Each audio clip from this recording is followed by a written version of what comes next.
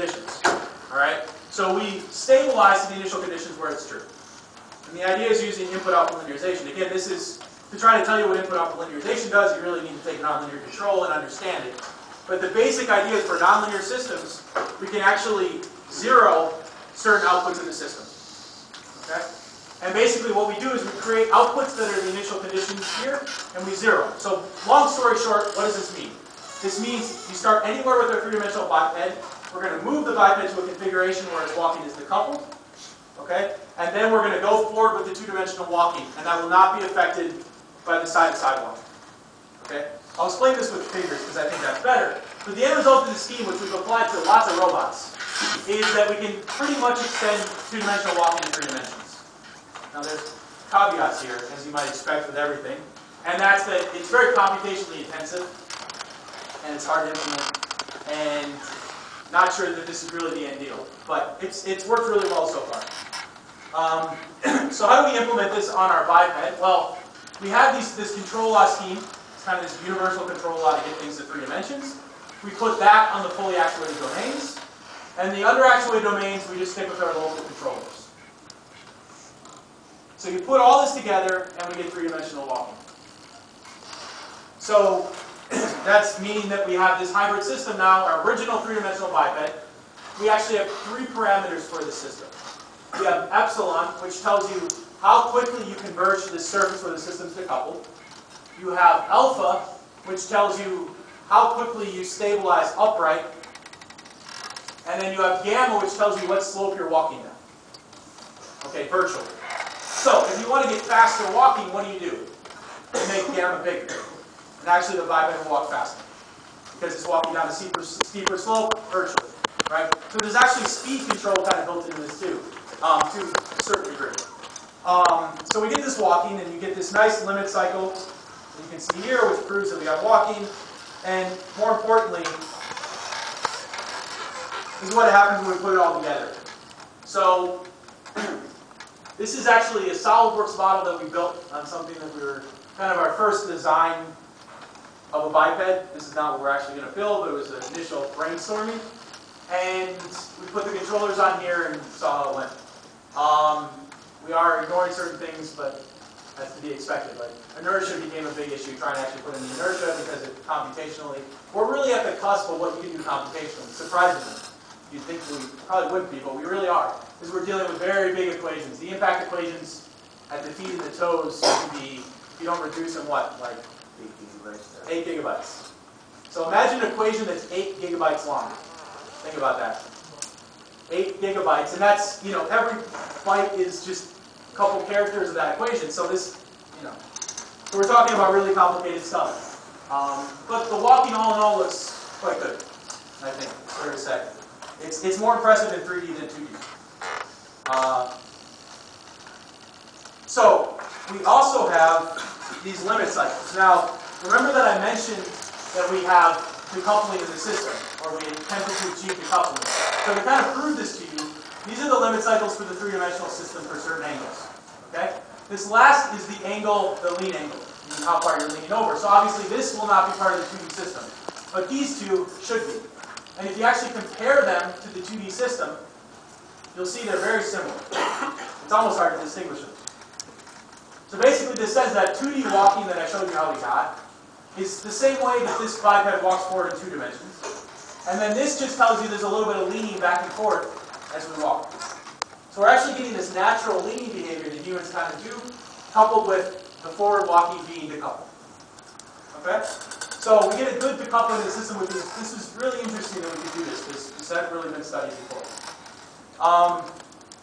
Alright. So let's come back to humans again. And this is actually coming back to more fresh off the fresh stuff. Like papers that were submitted 2 weeks ago. But it's cool stuff. So remember our big thing here is we wanted to close this loop. And we showed you this part of it with new stuff, new data. I showed you this part with some bipedal controllers.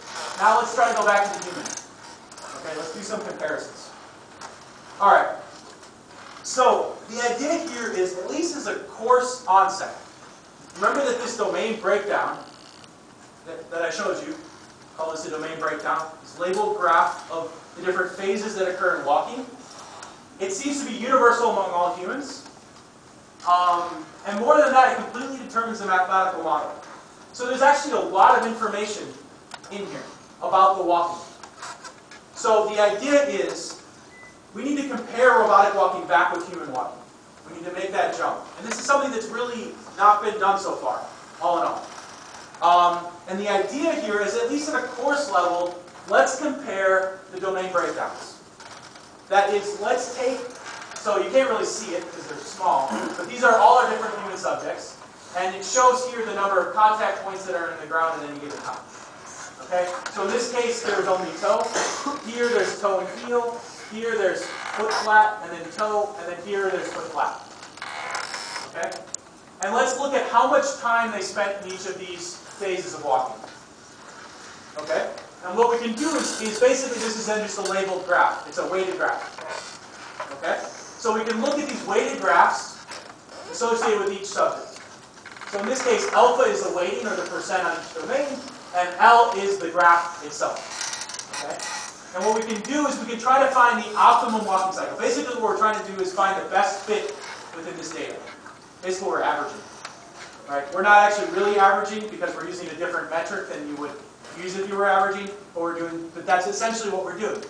So you take all the graphs that the humans follow.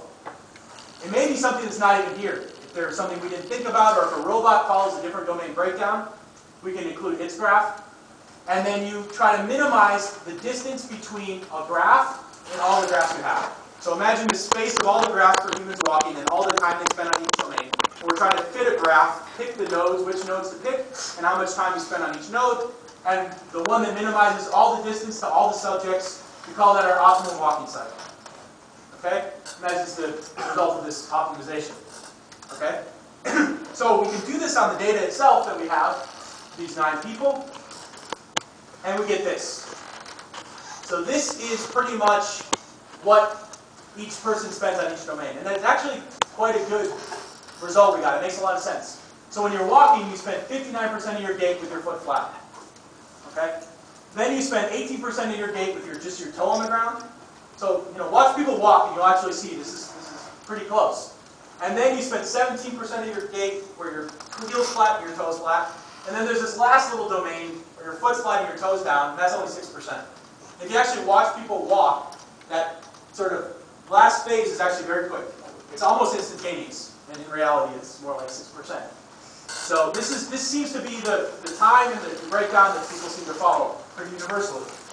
So once we have our optimal walking gait, we can actually define a distance as to how far a walking gait is of a robot, of a human, of anything, from being optimal. Okay? And that's just simply, let's take our optimal walking gait, and let's say we have a robot with some graph and some weighting on that graph. These don't have to follow this structure. They can actually be any structure. And let's take the distance between it. And this is a graphical distance. The distance between graphs. Actually, it's the cut distance if you care. And let's look at that distance, and we call that the human base cost. Okay? So the cost of walking is how far you are from being optimal in a human sense. Okay? So that's all that is. So this is actually interesting because we ran this. Let me explain it a little bit. Now, I have to say that we're repeating a little bit here. I'll explain that too. But these are our human subjects. Okay? And we actually had 10 subjects. Should be a 10 here. And one of them I did not include in this optimization. I didn't include the 10th subject. It turns out the 10th subject had surgery, like I pointed out, a couple weeks before the experiment. So kidney surgery. And so obviously, if you have something in your stomach, it's going to affect your walking a bit, right? So we actually detected that, which is really interesting, with a really high cost.